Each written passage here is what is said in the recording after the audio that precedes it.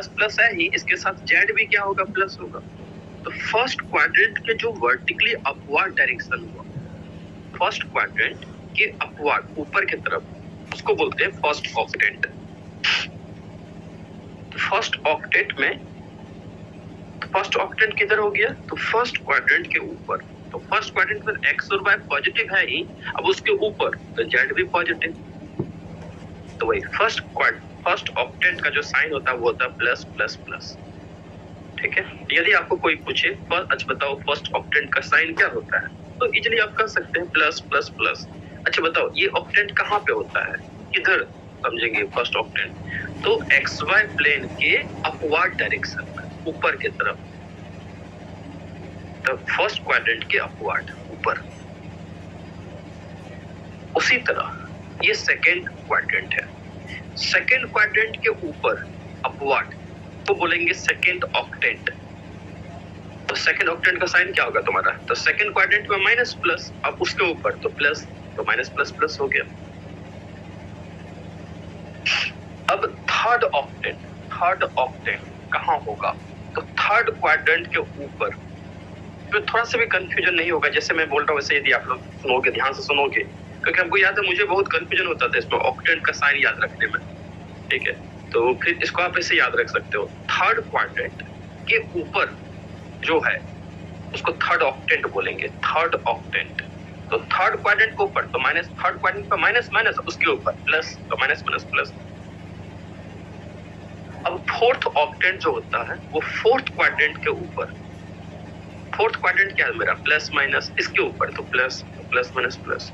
तो इस तरह से 4 ऑक्टेंट आ गया, first octant, second octant, third octant, fifth octant, sorry first second third and fourth, 4 octant हो गया।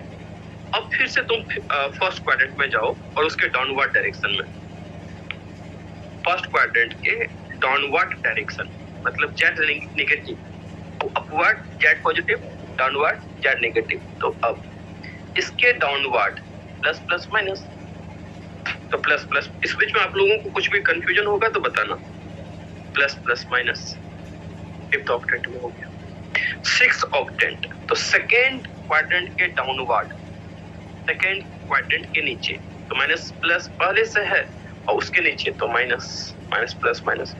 उस तरह सेवंथ ऑक्टेंट जो होगा वो थर्ड क्वाड्रेंट के downward, minus minus minus.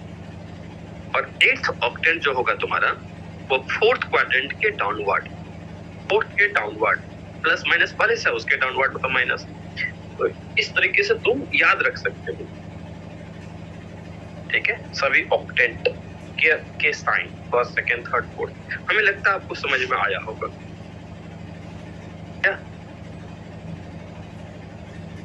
Yes sir.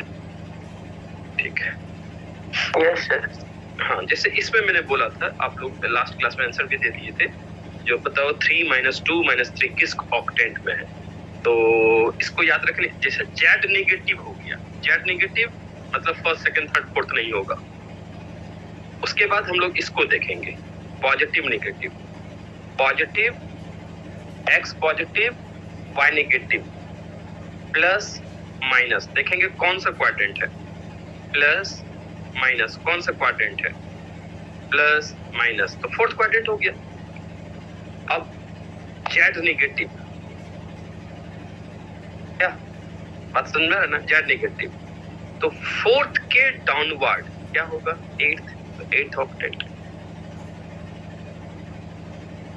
क्या, अब फिर मैंने पूछा था ये वाला क्वेश्चन, 302 बताओ किस प्लेन में है, 302, तो क्या जीरो है, y जीरो है, y जीरो, तो ये दोनों बचा, एक्स जेड प्लेन हो गया। समझ में आ रहा बात आप लोगों को? Yes sir.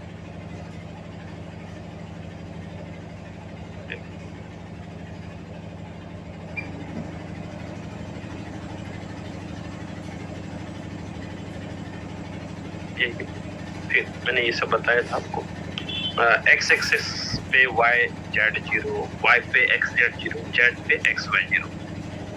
अच्छा, फिर मैं डिस्टेंस बिटवीन 2 पॉइंट्स कैसे निकालते हैं, डिस्टेंस बिटवीन 2 पॉइंट। तो जैसे कि एक पॉइंट है a x1 y1 z1, अब b है x2 y2 z2, तो तुम्हारे पास 2 पॉइंट है, एक है x1 y1 z1 और b है x2 y2 z2।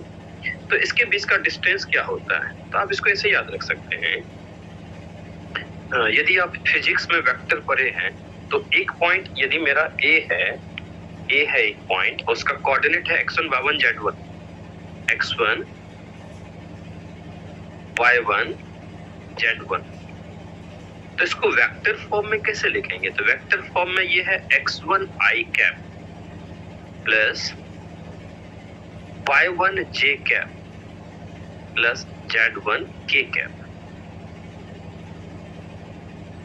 ये x1 y1 z1 का वेक्टर फॉर्म है, x1 i cap plus y1 j cap plus z1 k cap. उसी तरह तुम्हारा दूसरा पॉइंट है b, x2 y2 z2, x2 y2 z2।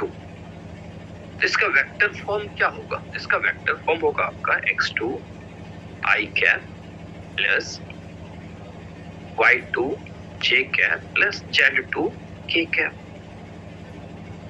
क्या? अब मान लो मैं आपको पूछूं, बताओ ए बी वेक्टर क्या है? मैं आपको पूछूं, बताओ तुम ए बी वेक्टर क्या है? ए बी वेक्टर क्या है? तो तुरंत बताओगे ए बी वेक्टर तो फाइनल माइनस इनिशियल होता है। तो ये हो गया बी वेक्टर माइनस, मतलब एक्चुअली उसको पोजीशन वेक्टर बोलते हैं, ओ बी माइनस ओ ए।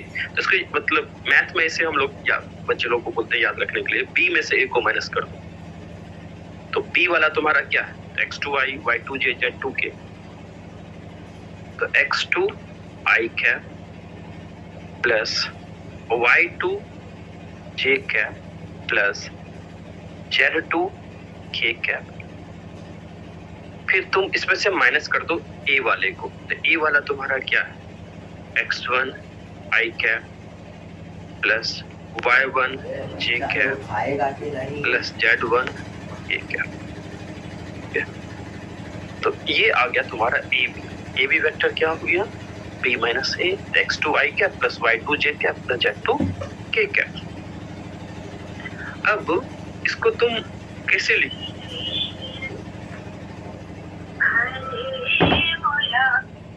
हेलो, हम बताइए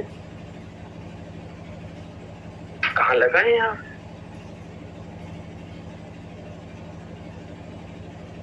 ये तो आपको पाकिस्तान लग गया।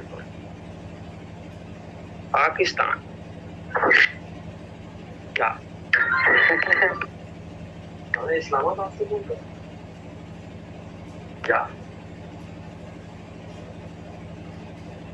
ये सीन तो मैंने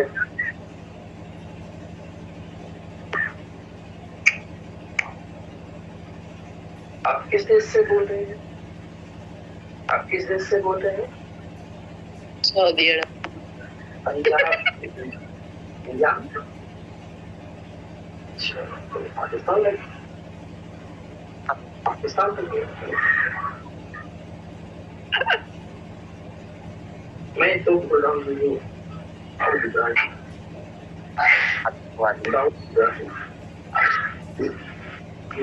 तो खट्टा का नाम दीजिए।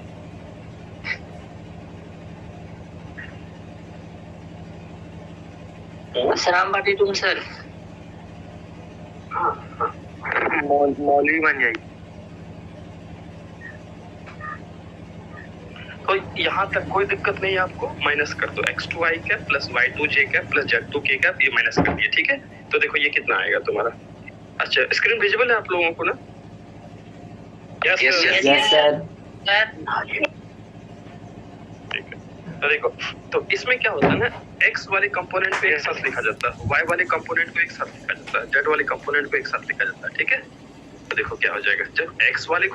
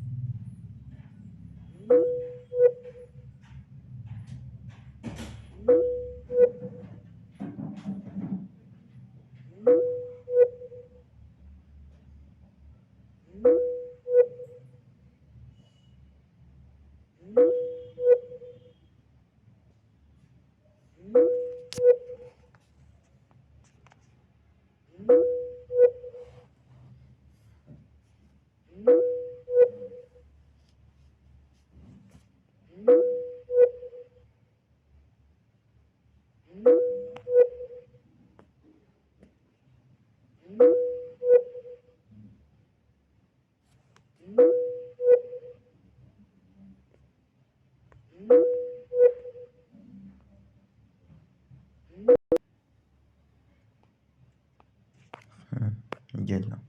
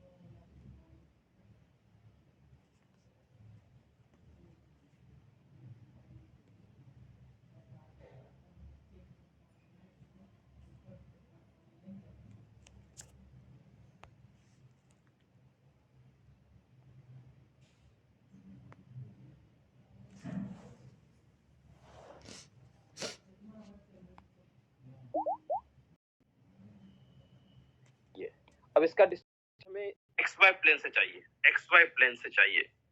तो एक्स वाई प्लेन में जेड जीरो होता है। मान लो ये एक्स वाई प्लेन है, तो एक्स वाई प्लेन पता है यहाँ भी एक्स से रहेगा, ये वाई रहेगा, लेकिन जेड जीरो हो जाएगा। अब हमें ये वाला डिस्टेंस चाहिए, ये वाला डिस्टेंस चाहिए।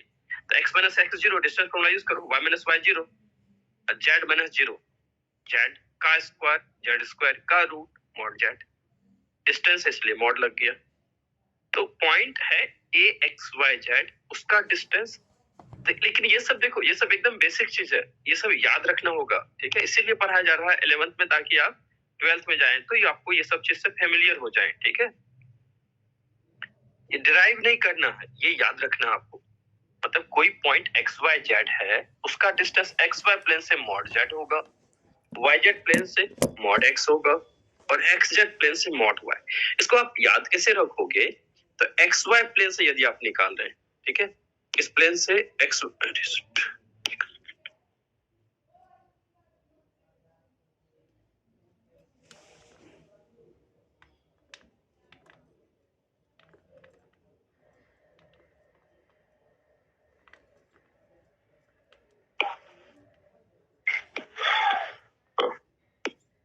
तो एक्स वाई प्लेन में क्या नहीं है? तो जेड नहीं है, तो mod Z. Y Z plane में मॉड एक्स। मतलब आप कुछ भी ट्रिक बना के इसको याद रख सकते हैं। अब दूसरा देखो, ये सब नोट के फॉर्म में इसलिए है ताकि आपका इस पर ध्यान आए। अब एक पॉइंट है आपका A X Y Z, point is A X Y Z. अब इसका डिस्टेंस एक्स एक्सिस से, कहां से? एक्स एक्सिस से।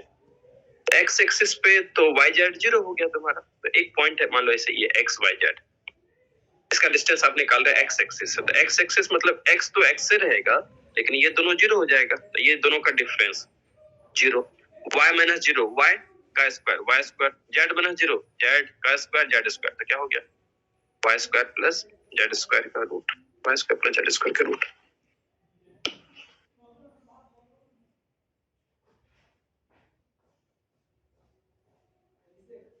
ठीक है, तो एक्स एक्स मतलब पॉइंट का डिस्टेंस एक्स एक्सिस से, तो Y square plus Z square का रूट, वाई एक्सिस से X square plus Z square का रूट, जेड एक्सिस से X square plus Y square का रूट।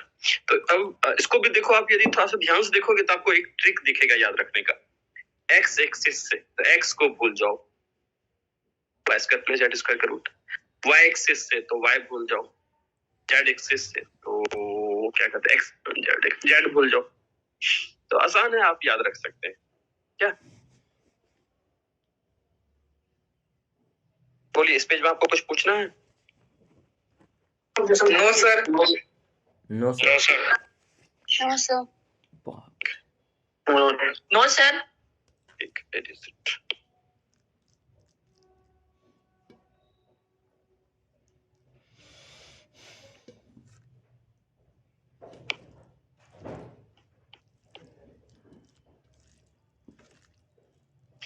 तो ये सब चीज आप याद रखिएगा। उसके बाद हाँ, जैसे ये तो क्वेश्चन था, आप लोग लास्ट क्लास में बना ही दिए थे। Find distance between the two points, आपको एक दिया हुआ है ए, दूसरा दिया हुआ बी, इसके बीच का हमें डिस्टेंस चाहिए क्या। तो बस वही x2 माइनस x1 के स्क्वायर मतलब 6 माइनस 3 का स्क्वायर प्लस 8 माइनस 4 के स्क्वायर, मतलब जो आप फॉर्मूला जानते हैं वही सॉल्व किए थे। 169 आया था जिसका वैल्यू 13 आया। ठीक है, ये तो आपने बना ही दिया था, ये भी क्वेश्चन शायद लास्ट क्लास में करवा ही दिए थे। क्वेश्चन क्या था? Yes sir.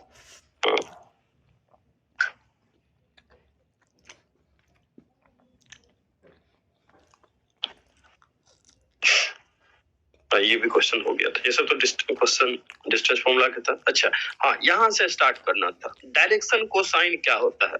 ठीक है, यही से आपका 12th में भी स्टार्ट होगा। तो डायरेक्शन कोसाइन क्या होता है? जैसे कि आप जैसे कोऑर्डिनेट ज्योमेट्री में जब आप अभी पढ़ते हैं, तो जैसे आप किसी लाइन के बारे में सुनते हैं, अच्छा ये स्ट्रेट लाइन है, तो आपके दिमाग में आएगा अच्छा इसका स्लोप होगा। कोई लाइन है कोऑर्डिनेट ज्योमेट्री में, जैसे कि देखो आपके दिमाग में क्या क्या आता है जब आप एक स्ट्रेट लाइन सुनते हैं, तो आपके दिमाग में आता है जो इसका एक स्लोप होगा और ये एक पॉइंट से पास कर रहा होगा, तो इसका इक्वेशन निकालने के लिए हमें स्लोप चाहिए। उसी तरह जब सर्कल के बारे में सुनते हैं तो आपके दिमाग में आएगा इसका सेंटर होता है, रेडियस होता है, फिर पैराबोला एलिप्स हाइपरबोला में भी जो भी अपना होता है। ठीक है, तो उसी तरह 3D में जब एक लाइन के बारे में आप सुनते हैं, 3D में जब आप एक लाइन के बारे में सुनते हैं, तो आपके दिमाग में आएगा कुछ दिन के बाद जब आपका 3D चैप्टर स्टार्ट होगा, उसमें 12th में, एक सेकेंड,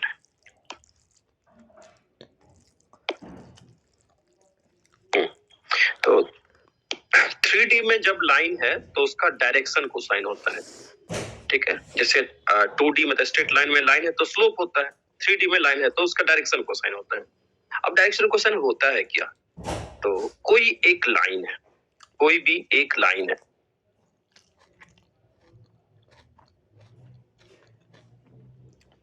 जैसे सोचो ये तुम्हारा y एक्सिस है, ये x एक्सिस है और ये z एक्सिस है और ये एक लाइन है।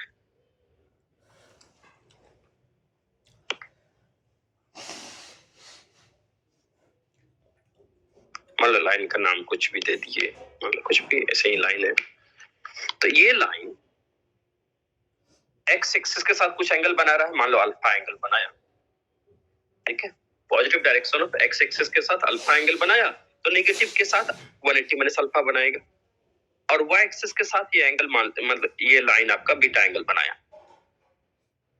ठीक है, और z एक्सिस के साथ गामा एंगल बनाया। तो line positive direction of x axis के साथ अल्फा एंगल बनाया, y एक्सिस के साथ बीटा एंगल बनाया और z एक्सिस के साथ गामा एंगल बनाया, मतलब तीनों एक्सिस के साथ एंगल बनाया है। x के साथ अल्फा, y के साथ बीटा और z के साथ गामा। तो एक टर्म डिफाइन होता है, जैसे स्लोप जब आप बोलते हैं तो आप tan थीटा उसमें याद आता है। आपको स्लोप बोलते हैं आपके दिमाग में आता है tan थीटा, मतलब y2 minus y1 by x2 minus x1। अभी तो आप एडवांस में चले गए तो स्लोप का मतलब आप dy by dx सोचने लगते हैं क्या। तो यहाँ पे लाइन जो है वो पॉजिटिव डायरेक्शन के साथ अल्फा एंगल बनाया, y के साथ बीटा, z के साथ गामा 3D में। तो cos alpha, cos beta and cos gamma, ये जो तीन टर्म है cos alpha, cos beta and cos gamma, इसी चीज को लाइन का मतलब लाइन का नाम यदि मैं L दे दूं, इस लाइन L का डायरेक्शन कोसाइन बोलेंगे। क्या बोलेंगे? Direction cosine. तो डायरेक्शन कोसाइन क्या होता है फिर? तो if A line makes an angle of alpha, beta and gamma with the positive direction of x axis, y axis and z axis, then cos alpha, cos beta and cos gamma is called direction cosine of that line। ठीक है, direction cosine of that line. Clear हुआ आप लोगों को direction cosine क्या होता है? Yes sir. कोई line x axis, y axis, z axis के साथ यदि alpha, beta and gamma angle बना रहा है respectively, then cos alpha, cos beta, cos gamma is called direction cosine of that line L। ठीक है, अब cos अल्फा को L से डिनोट किया जाता है, रूल है ये, ठीक है। cos बीटा को M से डिनोट किया जाता है और cos गामा को N से डिनोट किया जाता है। तो ये जो L, M एंड N है, L, M एंड N, यही आपके लाइन का डायरेक्शन कोसाइन है। ये L x के डायरेक्शन को रिप्रेजेंट कर रहा है, मतलब L जो है वो x वाला है, मतलब अल्फा x के साथ बना रहा है ना। M जो है वो y वाला है एंड N जो है वो z वाला है। क्लियर हो गया आप लोगों को? बताइए। तो डायरेक्शन कोसाइन क्या होता है? हमें लगता है सबको समझ में आ गया होगा यदि आप क्लास में ध्यान दे रहे हैं। Yes sir. Yes sir.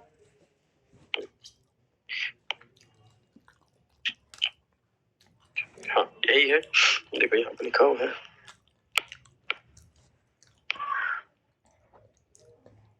हाँ, तो if a line L makes alpha, beta and gamma,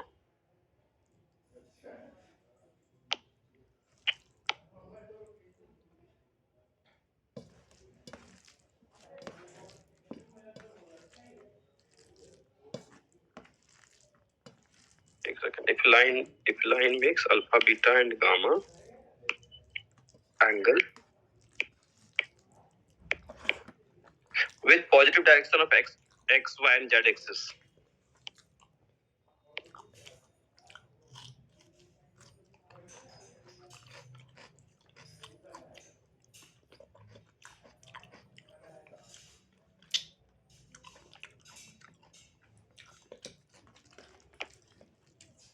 हाँ तो देखो क्या लिखे है।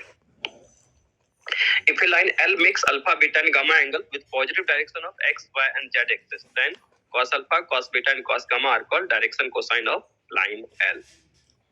ठीक है? It is denoted by L, M and N. कैसे डिनोट करेंगे आप? L, M and N से।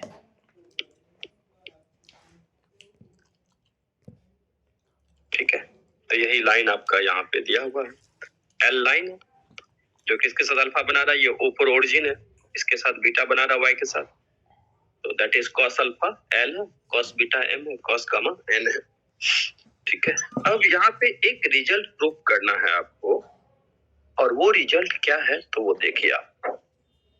देखो यहाँ पे आपको एक न्यू डायग्राम आपको दिख रहा होगा। उस रिजल्ट में देखो क्या है, इसको आपको याद रखना होगा। मैं यहाँ पे प्रूव करके बता रहा हूँ। देखो ध्यान से थोड़ा समझिएगा आप लोग। मान लो ये तुम्हारा एक्स एक्सिस है, ये वाई एक्सिस और ये जेड एक्सिस। तो इस पे ध्यान देना आप लोग, ठीक है। और कोई एक लाइन है, मतलब ये लाइन है,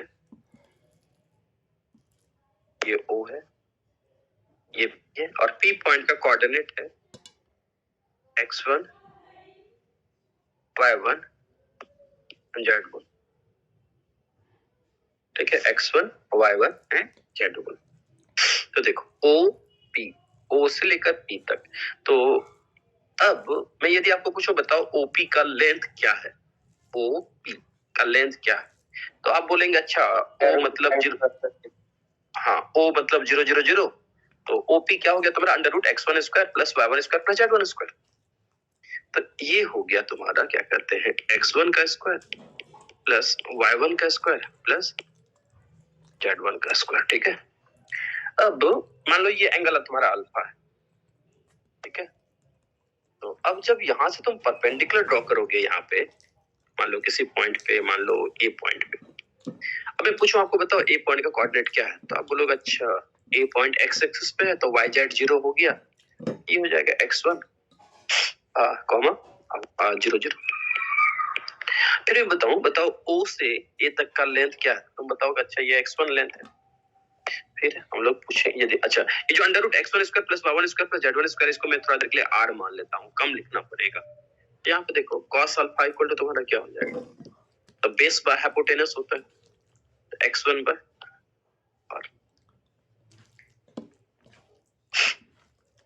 तो फिर मैं पूछूं आपको, बताओ कॉस स्क्वायर अल्फा क्या होता है? तो आप बोलेंगे x1 का स्क्वायर बाय आर स्क्वायर। फिर हम लोग इसको इक्वेशन नंबर 1 मान लेंगे, ठीक है। अब उसी तरीके से ये लाइन y के साथ कितना एंगल बना रहा है? तो बीटा। तो यहां से इस पे परपेंडिकुलर ड्रॉ कर देते हैं। तो अच्छा मान लीजिए बी पॉइंट बी है, इसका कोऑर्डिनेट क्या होगा? 0 y1 0।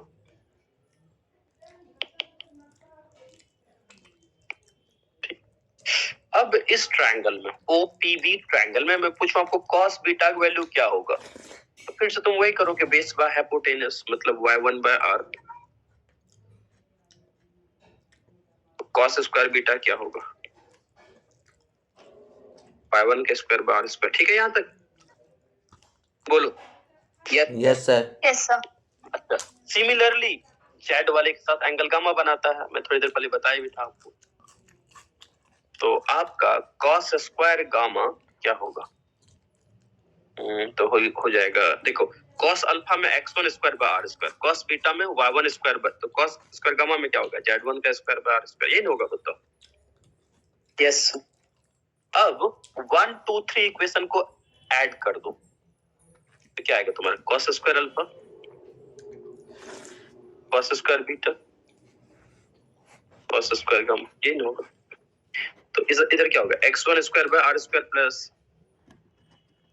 y1 square by r square plus z1 square by r square. ये नहीं होगा बताओ? और r तुमने किसको माने हो? तो under root x1 square plus y1 square plus z1 square. तो ये क्या हो जाएगा? ऊपर नीचे सेम चीज आ जाएगा तुम्हारा। बाय क्या करते हैं? x1 square plus y1 square plus z1 square. ये तो कैंसिल हो जाएगा, तो कितना आ जाएगा? 1। तो यही याद रखना, cos स्क्वायर अल्फा। अच्छा, cos स्क्वायर अल्फा को हम लोग cos अल्फा को हम लोग क्या बोलते हैं? याद है किसी को? अभी थोड़ी देर पहले मैंने बताया था सर एल। हाँ, डायरेक्शन कोसाइन ऑफ। हाँ, उसको डिनोट करते थे एल से ना। Yes sir. Yes sir. M, ये एन। तो L square plus M square plus N square का सम जो होता है वो हमेशा ही 1 होता है। तो मतलब ये हुआ कोई लाइन है,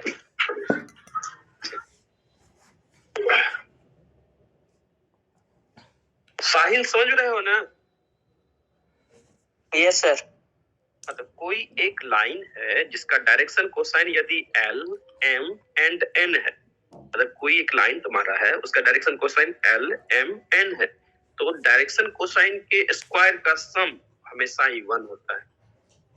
L square plus M square plus N square क्या होता है? 1 होता है। ये आपको याद रखना होगा, ठीक है? यहाँ तक कोई डाउट नहीं? No sir. ठीक है। प्रिंस FS3 बैच का, FS3 बैच के प्रिंस है क्लास में?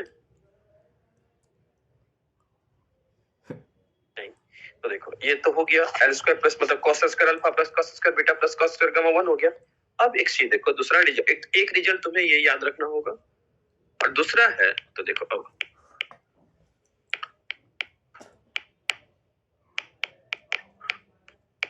ये तुम्हारा 1 है। अब cos स्क्वायर अल्फा को तुम 1 माइनस sin स्क्वायर अल्फा लिख सकते हो, cos स्क्वायर बीटा को तुम 1 माइनस sin स्क्वायर बीटा लिख सकते हो, और इसको 1 माइनस sin स्क्वायर गामा लिख सकते हो इक्वल टू 1। अब देखो 1 1 1 3 बार आ गया, 3 sin स्क्वायर। FS1 बैच के ही सत्यम है क्लास में?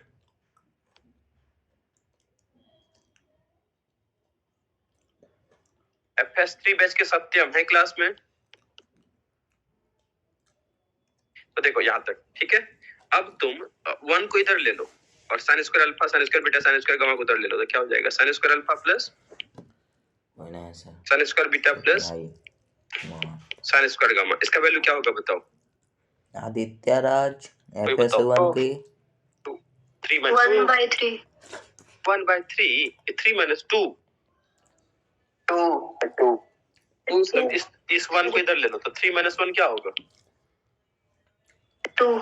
आदित्य राज FS1 के सिनोरिया। तो यदि कोई लाइन पॉजिटिव डायरेक्शन में x y z एक्सिस के साथ अल्फा बीटा गामा एंगल बना रहा है, तो cos square alpha plus cos square beta plus cos square gamma 1 होता है। And sine square alpha plus sine square beta plus sine square gamma तुम्हारा 2 होता है, ठीक है? Yes, sir.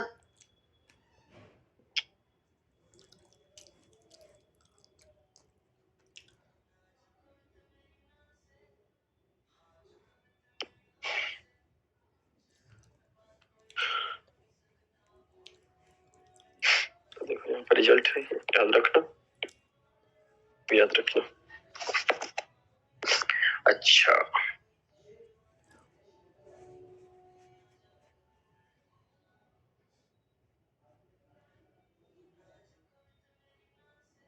तो अब एक चीज और,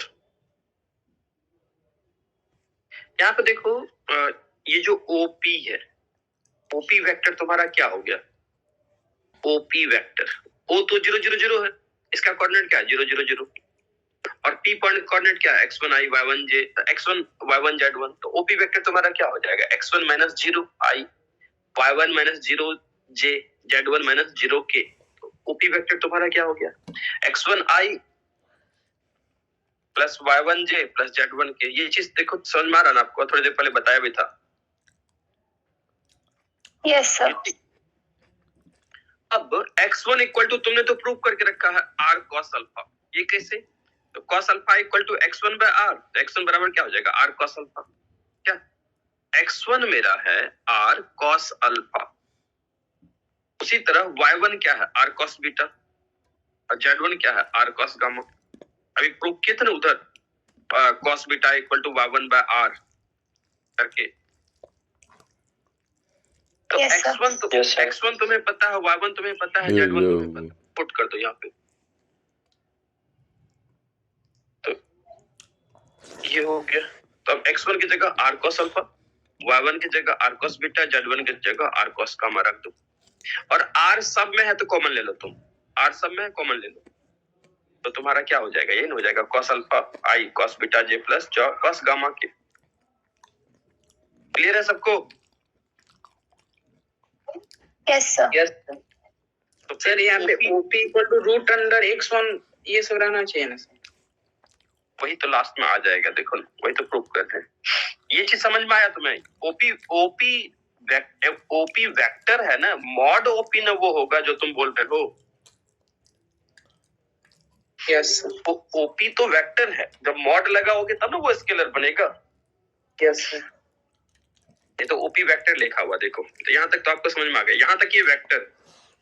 अब इसमें तुम मॉड लगा दो तो स्केलर बन जाएगा, ये स्केलर बन गया। तो जब मॉड लगाओगे तो ये क्या हो जाएगा? देखो जैसे ही मॉड लगाओगे ये हो जाएगा रूट में, जैसे तुम मॉड लगाओगे तो ये बन जाएगा R square cos square alpha plus cos square beta plus cos square. अब cos square alpha plus cos square beta plus cos square gamma कितना होता है? याद है? 1 1 आर स्क्वायर गुने 1, आर स्क्वायर का रूट क्या हो जाएगा? आर, यही आ गया ओपी इक्वल टू आर। और आर क्या है?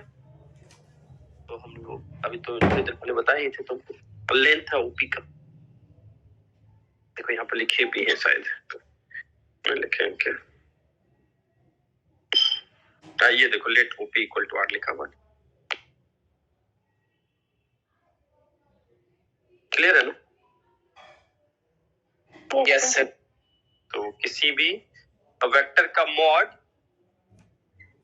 कैसे उसके लेंथ के इक्वल हो जाता है वो तो आपको समझ में आ गया होगा, ठीक है?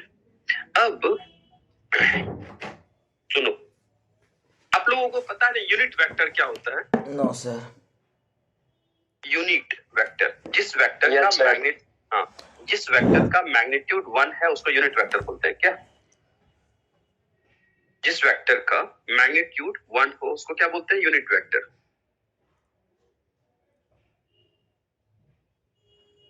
ठीक है?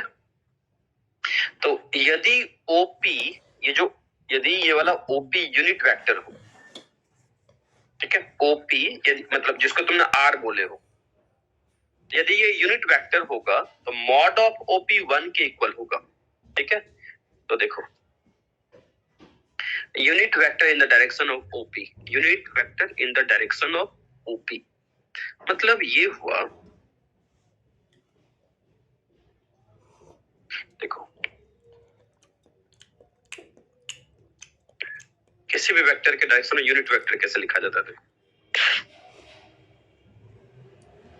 ये तुम्हारा लाइन है जो कि इसके साथ अल्फा एंगल बना रहा है, इसके साथ बीटा एंगल बना रहा है, इसके साथ गामा एंगल बना रहा है। अब ओपी यूनिट वेक्टर है, ओपी क्या है? Unit vector. तो ओपी का लेंथ जो हो गया, देखो ओपी यदि यूनिट वेक्टर है तो इसका लेंथ क्या होगा? 1। अब यदि लेंथ 1 हो गया और मान लीजिए ये है तुम्हारा, एक बार सर फिर से बोलिए। सुनो, मैं ये बोल रहा हूं, जो ये जो लाइन है ये लाइन ओपी लाइन है, ठीक है, और इसका मैग्नीट्यूड 1 है। ओपी का मैग्नीट्यूड क्या है? 1। मतलब ओपी वेक्टर यूनिट वेक्टर है। बात समझे? देखो यूनिट वेक्टर क्या होता है? यूनिट का मतलब क्या होता है? 1। यूनिट का मतलब क्या होता है? यूएनआईटी, यूनिट। बोलो 1 और वेक्टर मतलब 1 यूनिट का वेक्टर। यूनिट वेक्टर मतलब 1 यूनिट का 1 सर। हाँ, यूनिट वेक्टर का मतलब होता है 1 यूनिट का वेक्टर। तो यदि हमें 1 यूनिट का वेक्टर चाहिए तो मान लो तुम ओपी का लेंथ है 1, ओपी का लेंथ क्या मान लिए? 1। अब पी पॉइंट जो है, मान लो ये इसका कोऑर्डिनेट है तुम्हारा x1 y1 z1, ठीक है।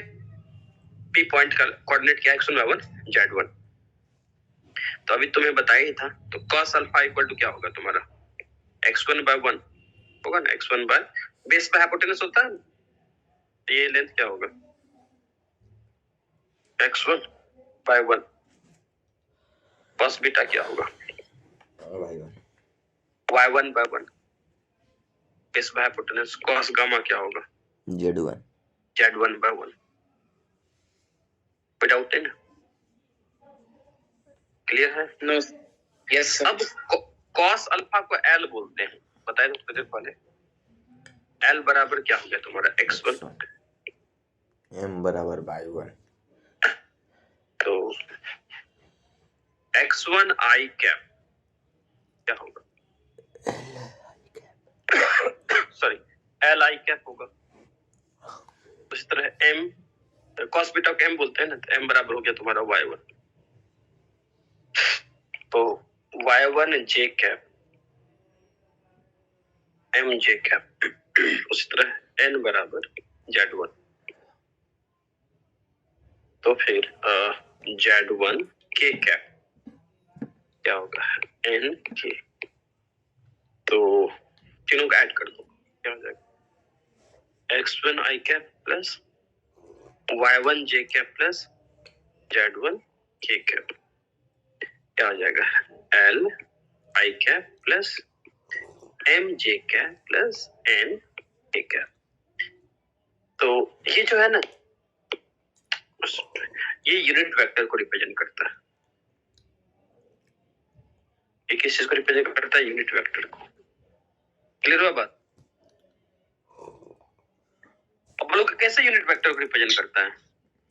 तो ये जो x1 i plus y1 j plus z1 k है, ये कौन सा वेक्टर है? बता सकते हो यहाँ पे तुम नेम वाइज। ये जो है ये कौन सा वेक्टर है? डायग्राम में बताओ नाम। यूनिट वेक्टर है। कौन सा? नहीं नाम, वो तो यूनिट वेक्टर बाद में। कौन सा? ओपी वेक्टर है क्या? Yes sir. तो ओ पॉइंट, ओ पॉइंट का कोऑर्डिनेट क्या है? 0 0 0 है ना? ओ मतलब Yes, sir. ओपी ना, तो ओपी Yes, क्या sir. हो गया? ओपी मतलब क्या हो गया यहाँ पे? ओपी मतलब हुआ p minus O. OP vector मतलब क्या होगा? p माइनस ओ, और ओ तुम्हारा 0 0 0 है, तो ओपी वेक्टर क्या होगा तुम्हारा? x1 i cap plus y1 j cap plus z1 k cap, ये ना? Yes sir. और इसका जगह, इसका वैल्यू तुमने कितना प्रूव कर दिया है? l i cap plus m j cap plus n k cap. तो कोई लाइन है जिसका डायरेक्शन कोसाइन है l m एंड n, मतलब कोई लाइन है जिसका डायरेक्शन कोसाइन है तुम्हारा l m n, l m and n।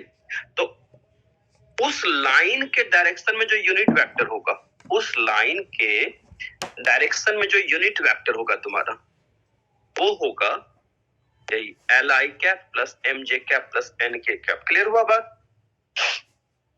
Yes sir. Yes. तो किसी लाइन के डायरेक्शन में तुम यूनिट वेक्टर लिख सकते हो ना, उसका डायरेक्शन कोसाइन को रिस्पेक्टिव आई जे के से मल्टीप्लाई कर दो।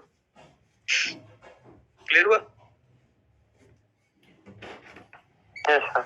Yes sir.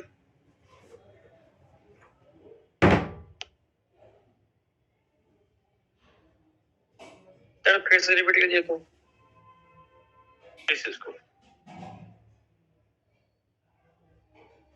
बोलो। सर जो पीछे बोला था ना, ये तो देखो यहाँ पे लिखा हुआ ना। अच्छा ये तुमको समझ में आया ना? ये कहाँ गया? देखो बोलोगे तुम दिक्कत हो रहा समझने में। ये वाला चीज समझ में आ रहा तुमको? देखो तो ये जो लिखा हुआ यहाँ, यस सर। बताओ। तो ओ ए तो ओ ए तुम्हारा x1 है, x1 बाय r। ये चीज देखो, x1 cos alpha equal to तुम्हारा क्या हो गया? x1 bye r। x1 बराबर क्या हो गया? r cos alpha. x1 बराबर क्या हो गया? r cos alpha. y1 बराबर क्या हो गया? r cos beta. z1 equal to क्या हो गया? r cos gamma. ठीक है? Yes sir. ये चीज क्लियर हुआ? अच्छा बताओ, तुम बताओ ओपी वेक्टर क्या है? ओपी वेक्टर को तुम लिख सकते हो x1 i cap plus y1 j cap plus z1 k cap. Yes sir. Yes sir. ठीक है, तो आई कैप, तो यहाँ पर तुम आई कैप से मल्टीप्लाई करोगे, इधर से तो आई कैप से मल्टीप्लाई करना होगा। Yes sir. इसको जे कैप, तो तीनों को आई कैप जे कैप के कैप से मल्टीप्लाई कर दो, तो तुम्हारा क्या आ जाएगा? देखो ऐसा कुछ आ जाएगा, ऐसा कुछ आएगा OP x1 i cap plus y1 j cap plus z1 k cap. और x1 तुमने कितना प्रूफ किया है? r cos alpha, y1 r cos beta, z1 r cos gamma. तो r कॉमन ले लो, तो यही हो गया cos alpha plus cos beta, मतलब cos alpha i cap plus cos beta j cap plus cos gamma k cap. अब तुम्हारा OP unit vector है, तो उसका मैग्नीट्यूड तो 1 होगा, मतलब r की वैल्यू 1 होगा, क्योंकि r तुमने लेंथ लिया है।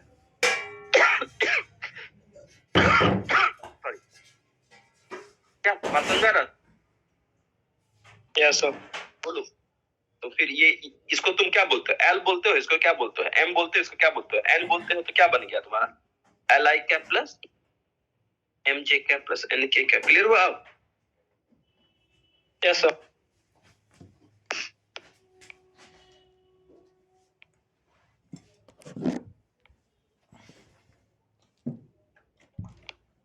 ऐसे लिखा हो।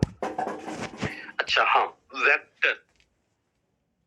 अच्छा तुम एक चीज बताओ, तुम में से कोई भी वेक्टर का कितना डायरेक्शन होता है?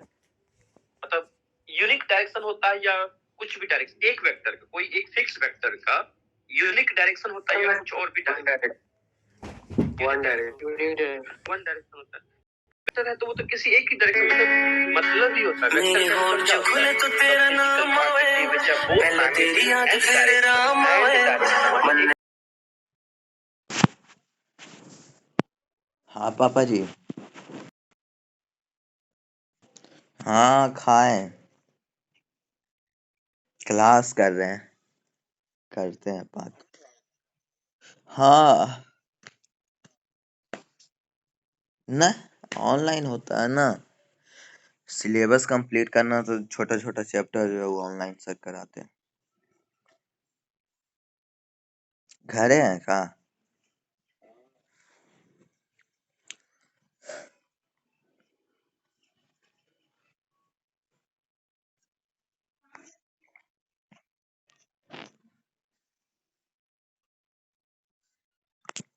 ठीक है।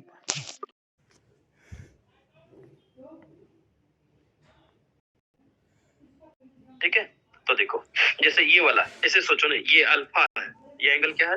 तो लाइन है वो तुम्हारा पॉजिटिव डायरेक्शन एक्स एक्स, ये लाइन है, तो एक्स के साथ अल्फा एंगल बनाया, पॉजिटिव डायरेक्शन के साथ अल्फा एंगल बनाया, तो नेगेटिव डायरेक्शन के साथ क्या हो जाएगा? 180 माइनस अल्फा। ऐसे ये लाइन तुम इससे बढ़ा दो, तो ये अल्फा, तो ये वाला एंगल क्या होगा? 180 माइनस अल्फा। तो 180 माइनस अल्फा। अब cos 180 माइनस अल्फा क्या होता है? Minus cos alpha. cos of 180 degree minus alpha क्या होता है बताओ? याद में? Minus cos alpha. Minus cos alpha क्या? और cos अल्फा तुम्हारा l है, तो ये क्या बन गया? Minus l। तो डायरेक्शन कोसाइन जो है लाइन का वो क्या क्या हो सकता है? एल एम एन एक सेट हुआ और दूसरा सेट बनेगा minus L minus M minus N. बात समझे? तो ये इधर का डायरेक्शन कोसाइन हो गया